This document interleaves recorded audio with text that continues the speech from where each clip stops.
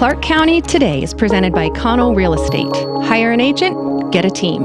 Learn more by visiting connellrealestate.com. Hey everyone, Jacob Granneman here with your Friday night update from Clark County Today.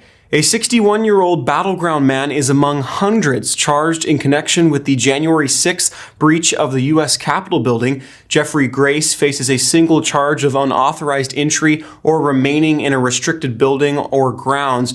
According to an FBI affidavit, Grace admitted to entering the Capitol, but said he walked in through an open door. He can be seen in these infamous photos standing behind a man carrying a lectern belonging to House Speaker Nancy Pelosi. Grace was also reportedly spotted on closed-circuit video actually taking a metal pipe from another man, hiding it and helping pick things up that had been knocked over. He told agents he left after witnessing the destruction happening inside, exiting out of a window that had been broken out. Grace, who appeared in U.S. District Court in Portland this week, faces up to a year in jail if convicted. The number of deaths blamed on the COVID-19 pandemic jumped by 10 overnight, bringing the total to 202, including 182 confirmed and 20 suspected deaths. As a reminder, a confirmed death means COVID is listed as the cause of death or contributing factor on the death certificate, and the case has a positive COVID test. A suspected death means COVID is not listed as a contributing factor on the death certificate, but wasn't ruled out as a cause of death, and the person died after testing positive for COVID-19 within 28 days. Clark County also added 108 new cases to average 77 per day for the week, down from 94 last week. Delays at the state lab have been resolved, meaning the case data should also be up to date. Hospitalizations declined further, with 38 confirmed and 3 suspected cases taking up just over 7% of total bed space. COVID-19 vaccine allocations for Clark County are increasing, but there is a long way to go before supply meets demand. Clark County Public Health said the area received 5,450 first doses of the vaccine this week, up from between 1,500 and 3,700 previous weeks, but with 89,000 people who qualify in just Phase 1B Tier 1, demand remains far above supply. The State Department of Health said this week that providers requested nearly 360,000 first doses, but the state received just 107,000. As of Friday, the state said just under 28,000 doses are being administered per day, a slight decrease from last week. Over 20,000 people have received doses at one of the 4 mass vaccination sites around the state, including the Clark County Fairgrounds. DOH anticipates opening another 3,000 appointment slots for the fairgrounds at noon on Sunday, though it remains to be seen if the process is going to be any less frustrating for those trying to get in line.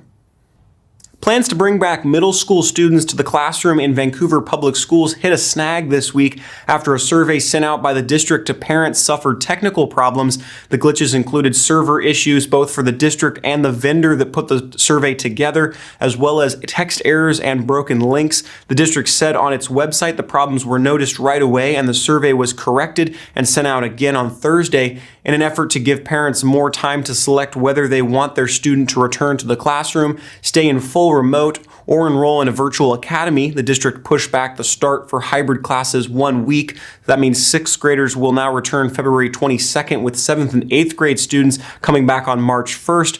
Evergreen Public Schools today also announced their hybrid middle school schedule, with orientation starting on the 22nd and 6th, and 6th through 8th grade hybrid classes kicking off in full on March 1st. To see the full list of details, check our story at clarkcountytoday.com. A suspect is in critical condition at an area hospital after an officer-involved shooting took place last night in Hazeldale. At just before 8 p.m., Clark County Sheriff's Office deputies were involved in a situation that resulted in use of lethal force. Few details have been released about the incident at this point. The Regional Independent Investigation Team will be conducting the investigation. As per CCSO policy, the involved deputies were placed on critical incident leave.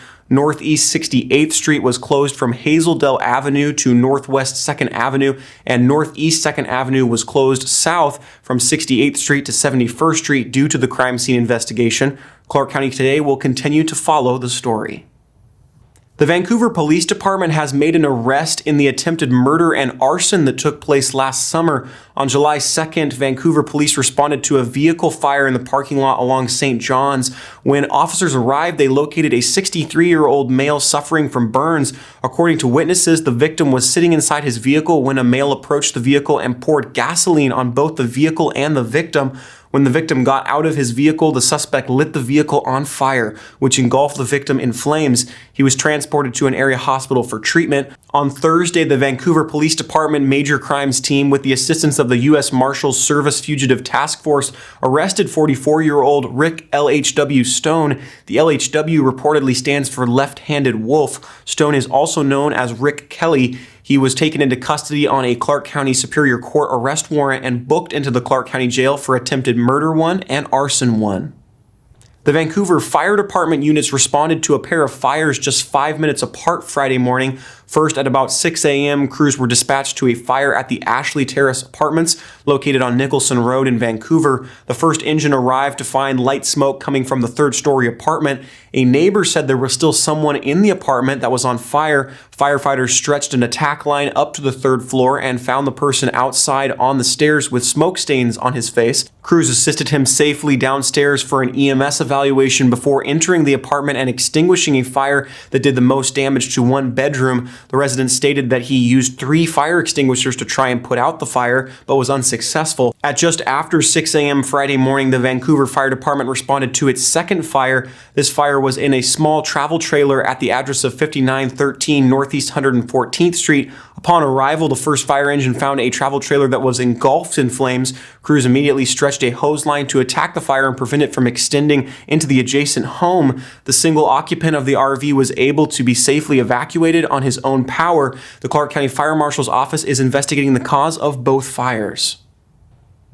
With Super Bowl 55 this weekend, the Target Zero program from the Washington Traffic Safety Commission has allocated resources for Clark County Sheriff's Office, Battleground Police Department, and Vancouver Police to conduct extra DUI patrols. The patrols will not only last late into the hours of the evening, but will start midday. Area law enforcement have seen anecdotal increases in impaired driving earlier in the day recently. Just last week, the Battleground Police Department booked a DUI at 11 in the morning. The folks at Target Zero and its partner law enforcement agencies want to remind everyone that it's easier than ever now to get a ride share if you are under the influence of an impairing substance. The cost of doing otherwise is simply too high. So have a fantastic weekend and stay safe. Well, those are the stories we've got for you today. You can share your thoughts with us on Facebook, Twitter, Instagram, and YouTube, where we encourage you to like and subscribe to be among the first to see when new stories get posted. If you like what you see, there's a way you can help. Simply share us with your friends and family. That's it. If you'd like to share a story suggestion with us, those can be emailed to news@clarkcountytoday.com. From all of us, I'm Jacob Graneman. Thanks so much for watching. Have a great weekend. We'll be back with you again on Monday.